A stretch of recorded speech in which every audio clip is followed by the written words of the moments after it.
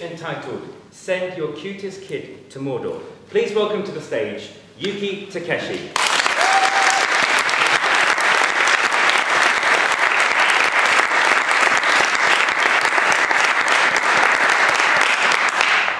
Mr. Cutest Chair, fellow Toastmasters, and most welcome guests.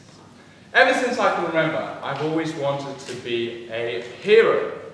And not in an Olympic hero, Mo Farah sort of way, but more so in a traditional Teenage Mutant Ninja Turtle sort of way. So much so that as a kid, I used to train to be a hero by running around my house and then doing a roly-poly onto my tatami mats in Japan and standing up.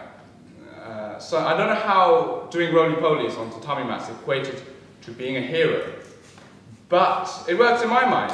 And should I ever have to save someone trapped in a traditional Japanese household, I pretty much had it covered. But there was one reason why I don't think I would have ever made it as a Teenage Mutant Ninja Turtle. And it's not because I'm not a teenager or a turtle, but has to do with a more fundamental aspect of my personality. You see, my girlfriend, she has very few complaints about me. But number 566 is that the problem with me is not that I'm necessarily camp, but when it comes to everyday life, I'm just a bit too girly. More the saved than the saviour, more the damsel in distress than the knight in expensive armour, more Olive than Popeye. For example, in the little spoon, big spoon relationship, I like to be the little spoon, the one being protected. And I also suffer from a condition which she has dubbed sympathy menstrual cramps. And this is a condition whereby whenever she's not feeling well, for whatever reason, for some unknown reason, I'm feeling a lot worse than her. And she wants sympathy, and she's going, oh, my tummy hurts. And I'm going, oh, my tummy hurts even more, ow! And it really does, and I don't know why. And being told that I'll make such a girly hero has made me wonder, why is it that I've grown up to become so unmanly? So testosterone deficient? And I think the answer lies in my childhood. Because I grew up, and I had quite a tough childhood growing up. And the main problem with it was that there was basically just too much love in it. My dad, he would come home late from work and shower me with love and affection. And one critical factor in becoming a hero is that you need a healthy dose of oppression. And I just didn't have it. I had love intoxication, loads of love, barrels of love warehouse, lots of love. And that was the first reason. Now, the second thing you need to have in order to be a superhero is an enemy, some kind of a nemesis. But being an only child, I grew up deprived of the experience of fighting with my nemesi, siblings, over toys, or my parents' affection, or battling for banana milkshakes.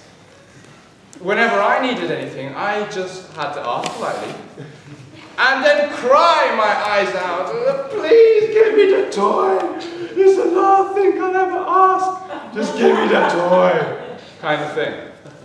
Not good for being a hero. And the third thing you need to be a hero, the final thing, is that you need to be able to survive with one pair of underwear. And my mum loved me so much that she bought me loads of underwear. And she sewed my name into every one of them. Such that when I went to boarding school, whilst all the other kids were in the laundry room every week, battling for the only clean pair of boxes in the laundry room, because in boarding school, all your underwear gets lost, disappears. There was I with my 7 pairs of M. Takeshi boxers. And you might think the last point is a bit trivial, but it's really important. Because there's a reason why Superman wears his pants on the outside. That's laundry. You never get changes or spare as a superhero. So looking back at this depressingly happy childhood is not that I regretted any moment of it, but I now have come to think that perhaps had I struggled a little bit more, maybe now I could have grown up to become the hero my girlfriend deserves, but not the one she needs. If anybody's watched Batman. No, you haven't. Doesn't matter. Yes, because we all know that anybody who's ever achieved anything in life has gone through a considerable amount of pain and suffering. Nelson Mandela, imprisoned for 27 years. Aung San Suu Kyi, 15 years, house arrest. Nemesis, Burmese government. Spider-Man, one pair of underwear.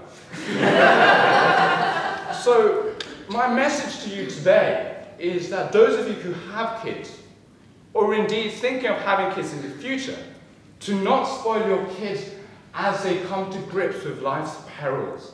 Let them feel the gradient of the mountain of life, and let them suffer a little bit, so they can learn to stand up for themselves and never give up in achieving their dreams, even if it is to become a Teenage Mutant Ninja Turtle. You see, in Japan, there's a saying, "Kawaii ko ni wa tabi o saseo." Does anybody know what this means? No. Shame on you.